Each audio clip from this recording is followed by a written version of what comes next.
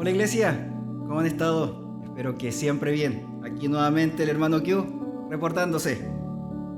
Vamos a hacer una pequeña oración para que sea el Espíritu Santo el que nos enseñe. ¿Sí? ¿Me acompañan? Vamos a orar.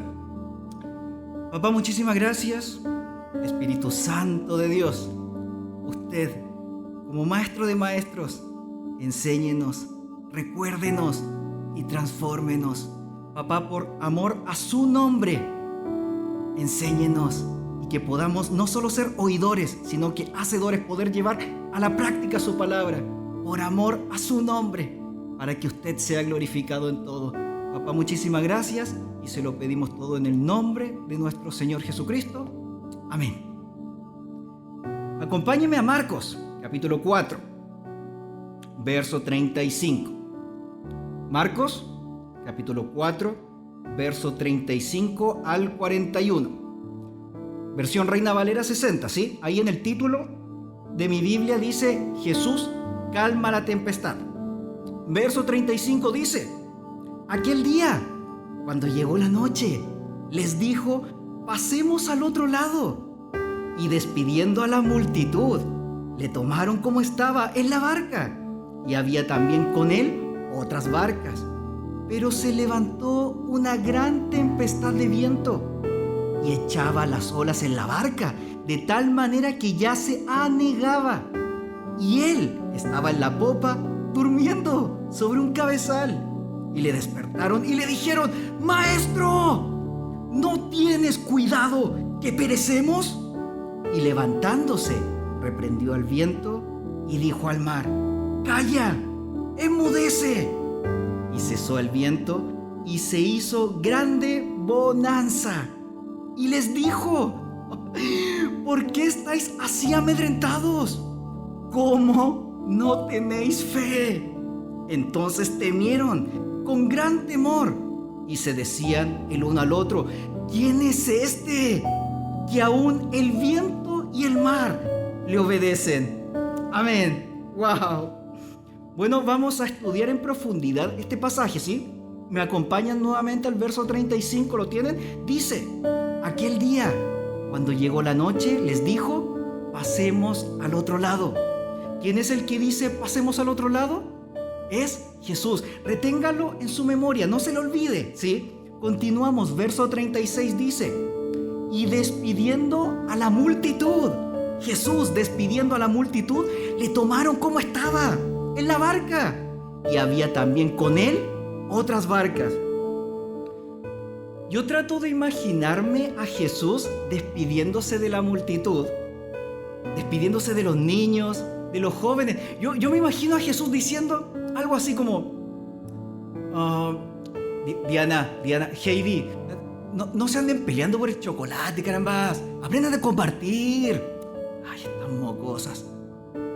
Américo, Israel, vengan para acá, no se hagan los locos, ¿ah? No se hagan los loquillos, vengan para acá. Ya me contó sus mamitas que no se han estado portando muy bien, ¿ah? No se han estado portando muy... Obedezcan a sus mamás, pues, no sean burros. Es solo un ejemplo, ¿ah? Para que no se ofenda, ¿sí? Y yo me imagino a Jesús tan cercano con la gente, como dice Juan capítulo 1, lleno de gracia y de verdad. Y me imagino a los discípulos diciéndole: Jesús, ya pues, vámonos, que se nos hace tarde. Continuamos, verso 37 dice: pero se levantó una gran tempestad de viento y echaba las olas en la barca, de tal manera que ya se anegaba. A ver, iglesia, necesitamos entender un poco el contexto geográfico donde se encuentra Jesús. En este pasaje Jesús se encuentra en el mar de Galilea. En Lucas capítulo 5, si no mal recuerdo, sale lago Genesaret.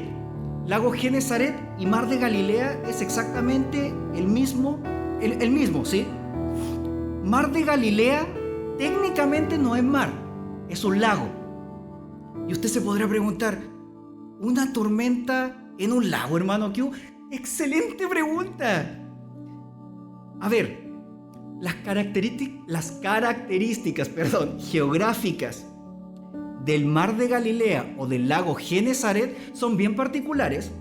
Al ser un lago que está ubicado bajo el nivel del mar y al estar rodeado por cerros, hay choques de vientos cálidos y fríos. Por eso no son extraños las tempestades de viento que son repentinas, y se han registrado olas de 2 a 3 e incluso se han registrado olas de hasta 4 metros.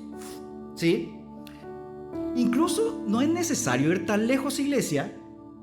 He sido un privilegiado de poder conocer y de poder estar en la Patagonia de Argentina y de Chile. En la Patagonia de Chile hay un lago que se llama Lago O'Higgins, y para pasar de Chile hacia Argentina hay que cruzar el lago O'Higgins, pero solamente se puede cruzar en barco, porque hasta el día de hoy no existen caminos por ser un territorio muy inhóspito, muy hostil y muy accidentado geográficamente. Y un día, para mi gran fortuna, me subí a esa barcaza, a esa embarcación. No era muy grande, aproximadamente de unas 30 personas. Y para mi gran fortuna habíamos avanzado unos minutos y se levanta un tormentón. Y para los que me conocen, saben que yo sufro de náuseas horribles cuando me subo a un barco o a un avión. Imagínense cómo iba dentro del barco.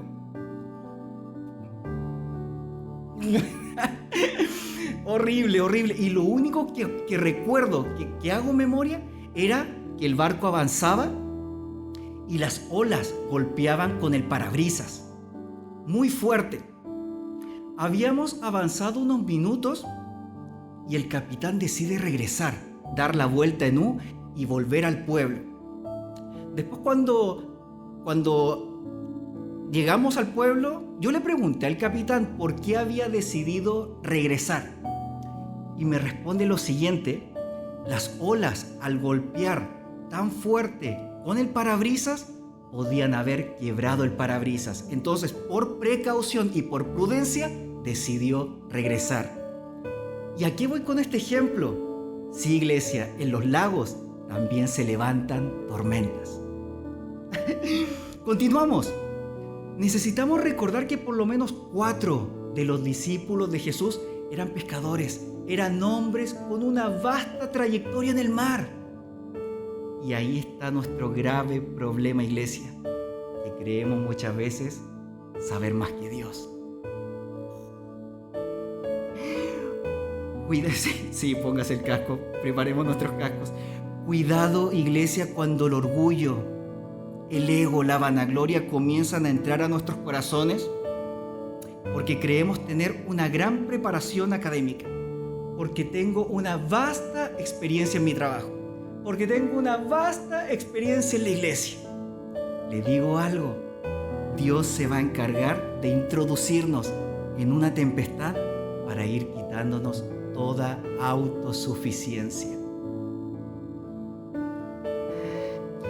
Y va a llegar un punto en que con sus propias fuerzas, con mis propias fuerzas, es imposible avanzar. Y es ahí cuando Dios nos vuelve a recordar que necesitamos acercarnos a Dios.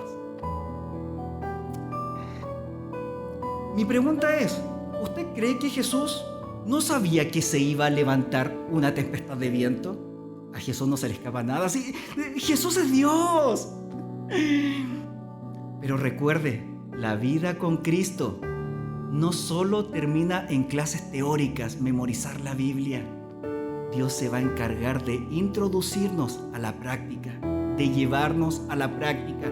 Y a lo largo de nuestras vidas, Dios se va a encargar de ponernos exámenes sorpresa para que vayamos aprobando. Y yo pues estoy bien burro y sigo reprobando en los mismos exámenes. Pero sigo en este proceso de aprendizaje todos los días necesitamos tener un corazón disponible y enseñable, iglesia. Amén.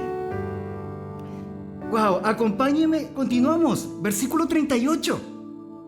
Y Jesús estaba en la popa, en la parte trasera del barco, ¿sí? Durmiendo sobre un cabezal. Cabezal es almohada. Y le despertaron y le dijeron: ¡Maestro! ¿No tienes cuidado que perecemos. Aquí podemos darnos cuenta y apreciar la humanidad de Jesús. 100% humano, 100% Dios. Jesús estaba agotadísimo con todo el trabajo, pero Jesús nos enseña una gran lección de vida, iglesia.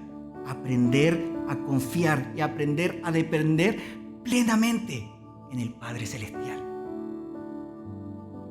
Trate de imaginarse cómo se movía la barca. Y yo estoy seguro que si hubiera estado en ese barco, habría estado de nuevo a punto de vomitar. Pero Jesús duerme. Ya duerma tranquilo, hermano, hermana. No se ande estresando, no se ande preocupando de más. Duerma tranquilo.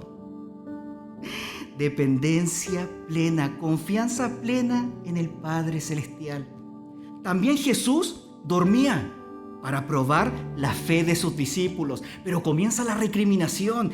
Imagínese a qué nivel llegó la desesperación de los discípulos, que van donde Jesús y le dicen: ¡Maestro!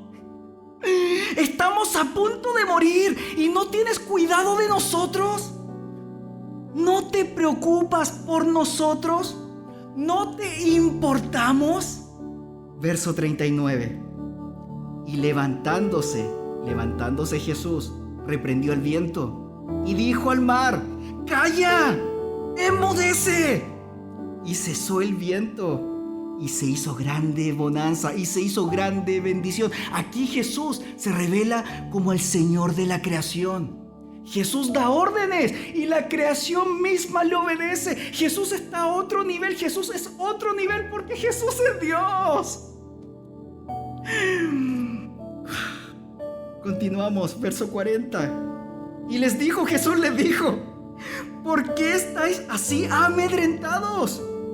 ¿Cómo no tenéis fe?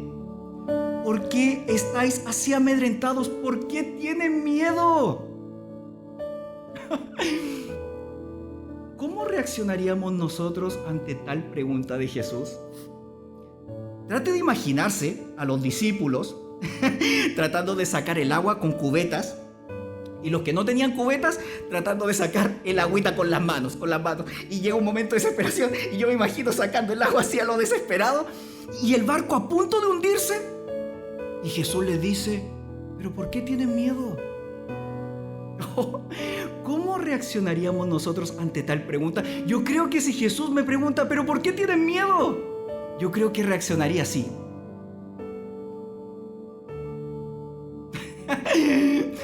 Jesús, ¿crees que estoy exagerando? Jesús, somos pescadores, conocemos el mar como la palma de nuestras manos. El barco ya se estaba negando, nos estábamos hundiendo, estábamos a punto de morir y nos preguntas: ¿por qué tenemos miedo? Pero aquí está el centro de todo: ¿cómo no tenéis fe? Y esta pregunta debió ser un palo en la cabeza para los discípulos. Sí, iglesia, porque los mayores problemas no están en nuestro entorno. Los mayores problemas están dentro de nosotros mismos. ¿Sabe dónde comienzan las divisiones en nuestras iglesias? En nuestra falta de perdón. Cuando dejamos entrar la amargura a nuestros corazones y empezamos a echar raíces, comenzamos a desarrollar una lengua venenosa.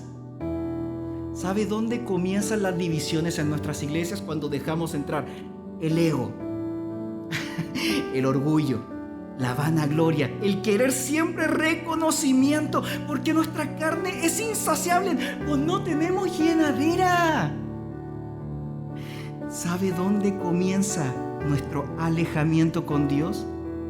Cuando gana nuestra vergüenza, cuando ganan mis miedos, cuando ganan mis dudas, cuando gana mi autosuficiencia, cuando gana mi falta de fe en su palabra. Si leemos los capítulos anteriores, Jesús había hecho milagros extraordinarios y los discípulos habían visto todos los milagros de Jesús. Y ese es el problema, iglesia, que creemos que grandes milagros van a aumentar nuestra fe, y la cuestión no es así. La esencia de la fe, el centro de la fe está en creer en su palabra. Y cuando Jesús dice, pasemos al otro lado, es porque vamos a pasar al otro lado. Jesús no miente. El pasemos al otro lado es tan certero como la segunda venida de nuestro Señor Jesucristo. Jesús lo promete en su palabra y Jesús no miente. Jesús cumple. Muchas veces cuando pasamos por dificultades, creemos que Dios duerme, que no está atento, que no le importamos, pero es ahí cuando Dios y Jesús nos vuelve a preguntar, ¿por qué tienes miedo? ¿Dónde está tu fe? ¿Y qué es fe? Es la certeza de que aún en medio de la tempestad, Dios siempre ha estado ahí. A papá nada se le escapa. Dios siempre ha estado ahí, siempre ha estado presente. Ahora igual tenemos que rescatar algo. Muchas veces decimos, no, pues que los discípulos estaban bien mensos, que los discípulos pues estaban bien burros, pero los discípulos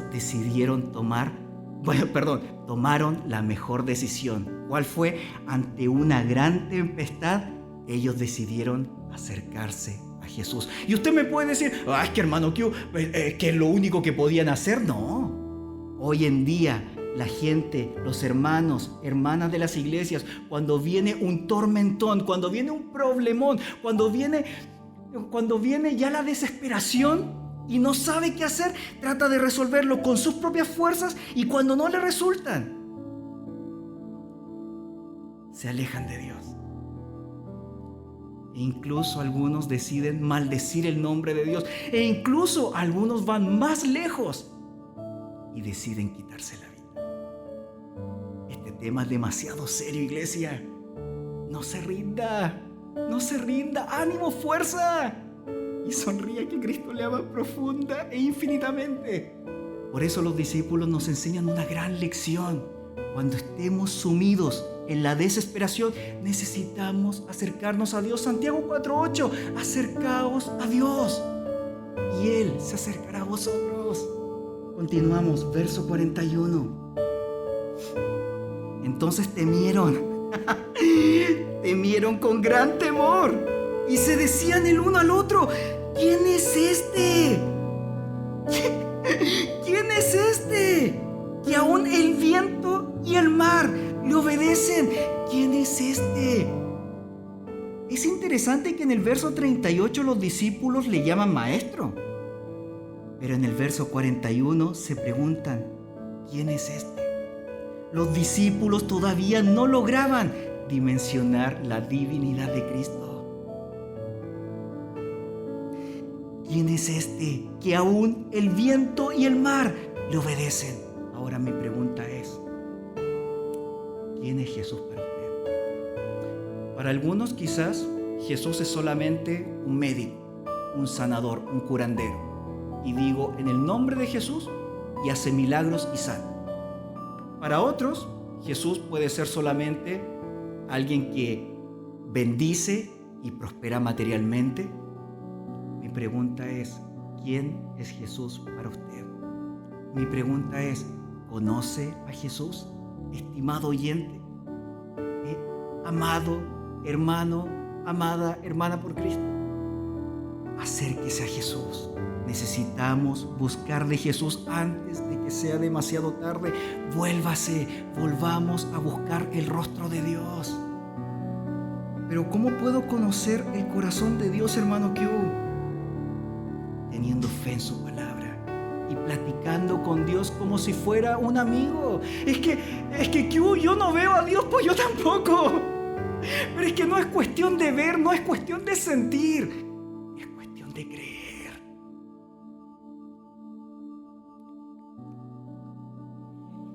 Necesitamos acercarnos a Dios. Aún en medio de las dificultades, en esta pandemia, en esta cuarentena, hay dificultades, hay fallecimiento de seres queridos, hay problemones, el pan y la harina y el aceite escasean. Es difícil, es duro, pero cuando estemos sumidos en la desesperación, cuando estemos inmersos en esta gran tempestad, recuerde Dios siempre ha estado ahí, siempre está presente, si es Dios. Y juntos con Jesús vamos a pasar al otro lado. Amén, iglesia. Eso. Vamos a orar. Oramos. Papá, muchísimas gracias por su palabra. ¿Cuántas veces nos dejamos llevar por los problemones, por las tormentas? Y nos desesperamos y perdemos los cabales. Y tratamos siempre de resolver todas las cosas a mi modo, a mi esfuerzo, con mis propias fuerzas. Porque creo tener una vasta experiencia, una gran preparación académica, porque tengo una experiencia muy larga en mi iglesia, porque tengo un caminar muy largo con Dios. Papá, perdone mi orgullo. Y ayúdenos, Espíritu Santo, para volver a acercarnos a usted. Por amor a su nombre, papá. Espíritu Santo de Dios, recuérdenos, enséñenos y transfórmenos. Transforme nuestra manera de pensar, nuestro entendimiento. Y Espíritu Santo, transfórmenos y renuévenos para que usted, papá, se lleve la gloria ante una desesperación cuando estemos inmersos en la tormenta. Ayúdenos a acercarnos cada vez más cerca de usted, Jesús, y reconocer que usted siempre ha estado ahí presente en la barca. Pero ayúdenos a confiar. Por eso, papá, ayude mi incredulidad, aumente nuestra fe. Y ayúdenos a creer en su palabra. Y juntos con usted, Señor Jesucristo, vamos a pasar al otro lado. Pero ayúdenos, Espíritu Santo, porque somos duros de cerviz. Enséñenos, recuérdenos, Espíritu Santo. Gracias, papá. Muchísimas gracias. Le amamos profunda e infinitamente porque usted nos amó de esta manera primero. Y se lo pedimos todo en el poderoso nombre de nuestro Señor Jesucristo, nuestro único y suficiente Salvador. Amén. Bendiciones, iglesia. ¡Yujú! ¡No se rinda! Eso. Sonríe, Cristo le ama.